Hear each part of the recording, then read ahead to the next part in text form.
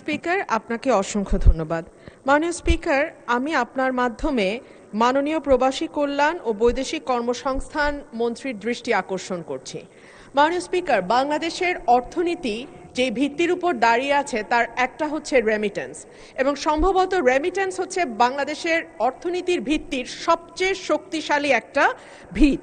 এই দেশে প্রায় 1 কোটির ওপরে মানুষ দেশের বাইরে কাজ করে, এবং যেটা আন্তর্জাতিক অভিবাসন উৎস দেশ হিসেবে বাংলাদেশকে বিশ্বের ষষ্ঠ বৃহত্তম দেশে পরিণত করেছে। 2025-26 অর্থ বছরে বৈধ পথে বাংলাদেশের রেমিটেন্স এসেছে $35.56 বিলিয়ন, এবং এত বেশি বৈদেশিক মুদ্রা আমাদের আমদানি থেকেও আসে নাই, কিংবা আমাদের যে অন্যান্য যে জিনিসগুলো আমরা রপ্তানি করি, গার্মেন্টস সহ অন্যান্য যে বিষয়গুলো রপ্তানি করি, সেখান থেকেও কিন্তু আমাদের এত বিপুল পরিমাণ অর্থ আমরা জোগাড় করতে পারি নাই। ওয়ার্ল্ড ব্যাংকের হিসাবে বাংলাদেশ বিশ্বের 8ম বৃহত্তম রেমিটেন্স গ্রহণকারী দেশ, এবং আমাদের রিজার্ভ বলেন, আমাদের গ্রামীণ অর্থনীতি বলেন, আমাদের আমদানি ব্যয় মেটানোর মূল উৎস বলেন, কিংবা আমাদের লাখো পরিবারের যেই উপার্জনের উৎস, সেটা কিন্তু আমাদের এই প্রবাসী ভাইয়েরা, এবং সবকিছু নির্ভর করছে যে আমাদের রেমিটেন্স যোদ্ধারা কি পরিমাণ অর্থ বাংলাদেশে পাঠায় তার উপরে। কিন্তু রেমিটেন্সের আড়ালে একটা বিরাট মানবিক মূল্য আমাদেরকে দিতে হয় মাননীয় স্পিকার, যেটা আমাদের নজরে সব সময় আসে না। আমরা অর্থের হিসাব করি, আমরা রিজার্ভের হিসাব দেখি, এমনকি কি পরিমাণ বিদেশে আমরা লোক পাঠাতে পারছি সেই হিসাবও আমরা দেখি, কিন্তু এটার অন্তরালে যে একটা গভীর কষ্টের গল্প আছে সেই কথাটি কখনো কোথাও উঠে আসে না মাননীয় speaker. Social cost of migration, যেটাকে আমরা বলতে পারি সুযোগ এবং ত্যাগের গল্প একই সঙ্গে। ওয়েজ আর্নার্স বোর্ডের তথ্য অনুযায়ী 2024 সালে বাংলাদেশ জন্মের পরে এখন পর্যন্ত 2024 সালে সবচাইতে বেশি 4813 জনের মরদেহ বাংলাদেশে আসে।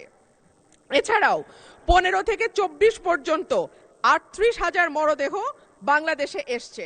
লক্ষণীয় বিষয় হচ্ছে এদের বেশিরভাগেরই বয়স 40-এর নিচে, এবং 40-এর নিচে যাদের বয়স মাননীয় স্পিকার, খুব স্বাভাবিকভাবেই তাদের কোনো কোমরবিডিটি থাকার কথা নয়, কিন্তু তারপরেও বৈরী পরিবেশে ঘন্টার পর ঘন্টা পরিশ্রম করা, দেশের সঙ্গে দীর্ঘদিন তাদের ফিজিক্যাল যোগাযোগ যেটাকে বলে সেটাতে বিচ্ছিন্ন থাকা, দুশ্চিন্তা, পরিবার থেকে দূরে থাকা, এবং ভীষণ রকম পরিশ্রম এবং অস্বাস্থ্যকর পরিবেশে দিনের পর দিন থাকবার কারণে এত বড় সংখ্যক মরদেহ প্রতি বছর বাংলাদেশে বিদেশের মাটি থেকে আসে।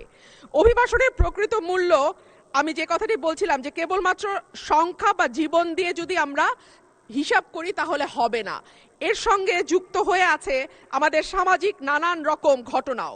দূরত্ব, যেটা দীর্ঘদিন দেশের বাইরে থাকা তৈরি করে পরিবারের সাথে দূরত্ব। এমনও ভাইয়ের গল্প আমরা জানি মাননীয় স্পিকার, যে হয়তো তার সন্তানটিকে 1 বছরের রেখে গিয়েছিল, কিন্তু যখন ফিরে এসছে তার সন্তান কিশোর বয়সে গেছে। বাবা সন্তানকে ঠিকমতো চেনে না, সন্তানও বাবাকে চেনে না। যেটুকু কথা তাদের মধ্যে হয় সেটা হয়তো মোবাইল টেলিফোনে, কিংবা সেটা হয়তো ভিডিও কলের মাধ্যমে হয়। বাবা মার মৃত্যু হয় দেশে, সন্তান খবর পায় না।